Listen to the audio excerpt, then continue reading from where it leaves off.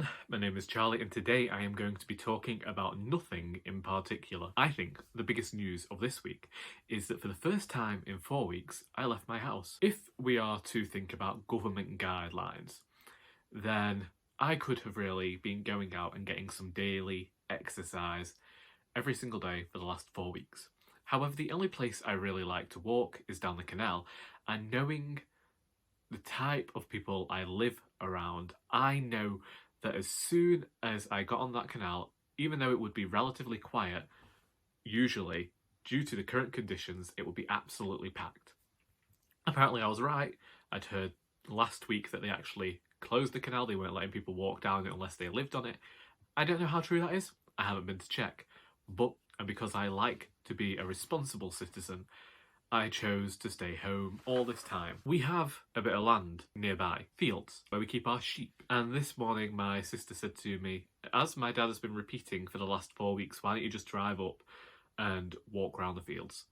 And so this morning that's exactly what we did. Drove to Reno and parked a bit further away from the field than we would ordinarily and just walked up and went to see some sheep. I met my dad and my brother and had a chat and then came back, and I won't lie to you, I am feeling a bit better for finally getting out of the house. It's broken up the day because I don't know whether anyone else is finding this, but at the moment I feel like every day goes like that. Blink and you'll miss it with every single day.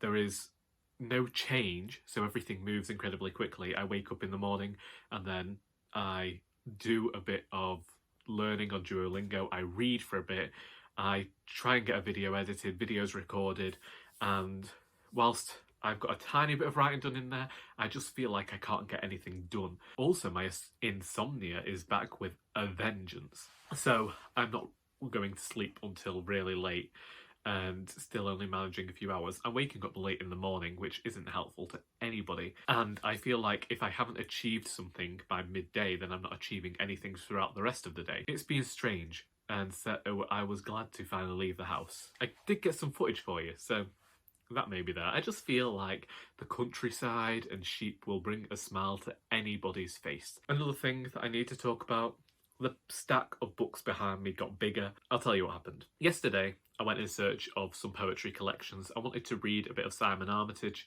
and for the last year now, I've had a stack of books that I sit my phone on to record these videos. I lifted up the jumper that I use so that my phone doesn't fall off.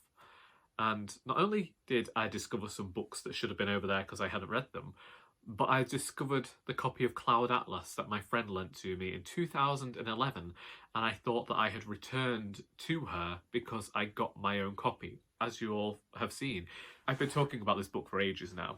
I thought that I had returned that copy to her, and I have had 2 copies in my house for I don't know how long now because I cannot remember when I got my own. I even sent her a text last week to say that I'd finished reading it and I hoped that I'd returned her copy. While I haven't, it's still here, alongside her copy of Bonfire of the Vanities that I've had for nearly 2 years, a copy of a story by Albert Camus, and I think I read The Rebel in 2018, so she lent me that book way back when. I don't usually hang on to other people's books this long, so more unread books have gone up there. I did try and get through. Yesterday I wanted to do a full day of reading, but as I say, because of the way time seems to be moving so quickly at the moment, I didn't get any reading done. It's a shame. Well, no, I read 1 poetry collection and a few graphic novels. Also, to go back and discuss my insomnia again. Saturday night, Sunday morning, I was awake until 2 AM finishing reading Queenie. I can't talk about that book until June, but it's now in a stack of books for my wrap-up next week. And we have some more book post. I mentioned The Girl Who Wrote Loneliness by Kyung-Sook Shin last week, but my copy has finally arrived, and I have decided to save this and try and participate in the Asian Readathon in May, which will also give me some time to finish the books I have to read for the Booktube prize. We have a book that I've been looking forward to for a while, and I didn't know that I was going to be getting a copy, but that is The Tower Hill Terror by Dane Cobain, and yes, this is the second book in the Lightfold mystery series. I read the first book, Driven, nearly 2 years ago now by our very own Dane of Dane Reads, who, if you didn't know, also edited An Heir to Murder. I have been looking forward to this book since I read the first book way back when, and I am looking forward to finding out just what Miley and Lightfold are getting up to, support another indie author, and go and read a book that brings the golden age of crime into the 21st century and does it really well in my opinion. As you know, last week I said I was going to try and watch a bit more of the TV shows I'd started watching the week before last, a fortnight ago, and I haven't. I don't want to say I don't know where the time's gone, but I don't know where the time's gone. Wednesday, I admit, was spent trying to read Harry Potter in Italian, and if you've seen my Friday vlog, then you will have seen how that went, but I have continued with my Italian every single day, and I am hoping to go on further and learn more. But the only show I have stuck with in the last week has then ended up being Lupo Alberto, and you can find the episodes here on YouTube. They are about 6 to 7 minutes long for each episode, and the first 6 so far have been set at Christmas and New Year. I think I just got to New Year, watched RuPaul's Drag Race. What a shocker that was. Been trying to read, but I don't want to go into mentioning the books that I've read because I feel like I'm just doing mini wrap-ups in each one of these videos now. Discovered a new singer I like though. Her name is Emma. I believe her full name is Emma Marone. Italian singer. I first heard her song Le Sola, and I mentioned that on Friday, and then I have since listened to, I don't think it's her most recent album, but I listened to an album of hers. I've had that on every single day. She reminds me of very pop rock type music, which is kind of the thing I like. Last night I discovered a song called L'amore non mi basta, which I believe translates to Love Is Not Enough, and sounds a lot like Try by Pink. Whilst I am not able to properly understand all of the lyrics in all of these songs, I am slowly picking up certain sentences and being able to figure out what's being said from the context. So I feel like things are going much better than they were. But as I said, I hadn't really forgotten as much Italian as I thought I might have done. It's difficult, but I'm enjoying it. I found a new kind of, they reminded me of 80s synth pop. I was incredibly lucky to find this band straight away. Male singer, I can't remember, are they called? I don't think they're called Glee Journalisti, but I will leave a link to some of the songs of theirs as I've listened to. I still keep listening to Baby K and that Juicy Person doing Roma to Bangkok. There's some very catchy songs. I'm finding songs are a lot easier to help you put sentences together because they're memorable. And that's what I need. On the writing front, I worked on a short story.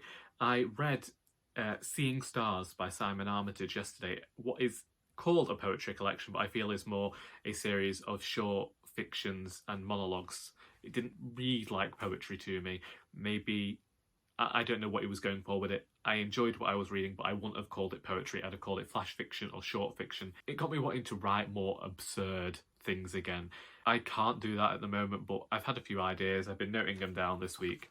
I've been working on a short story that I don't know if I'll do anything with it because I keep feeling like I veer too close to the sentimental at the moment, and I'm not liking that. There was a book I read recently that went really hard on the sentimentality and it just ruined it for me. And then I think, but maybe I should support these books because Lord knows I have now got 4 books out there that are incredibly sentimental in tone. Today, whilst I'm recording this, here, speaking to you, I've just taken a crumble out of the oven, apple and blueberry, and I've got a cake in because for whatever reason, my dad keeps asking for these cakes. They're only simple sponges with jam and cream, but they're going like that, and it's just like lambing.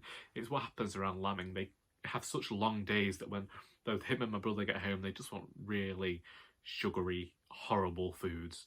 And so I indulge that because it gives me something to do with the day.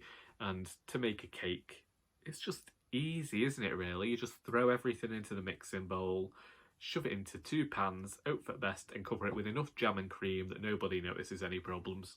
Whenever I cook something, and I always cook it to my taste, I'll decide afterwards to then go and follow a recipe for the exact same thing that I've made, and I won't like what I've made with the recipe, and then I think, well, why did I bother making it how the recipe said? Because I'm only cooking to my own taste. I'm not trying to cook for anybody else.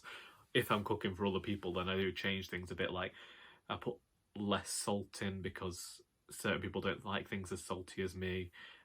I become very strict with measurements and stuff, whereas if I'm making it for myself, it's all haphazard. I don't know what to say now. I think I'm just going to end things a bit early today. I'm going to go downstairs now, check on these cakes, make a cup of tea, maybe have a bit of water, something or nothing. Yeah, what you're reading, what you're writing, what you're watching, what you're listening to, whatever you're doing, let me know in the comments below. Keep safe, stay well.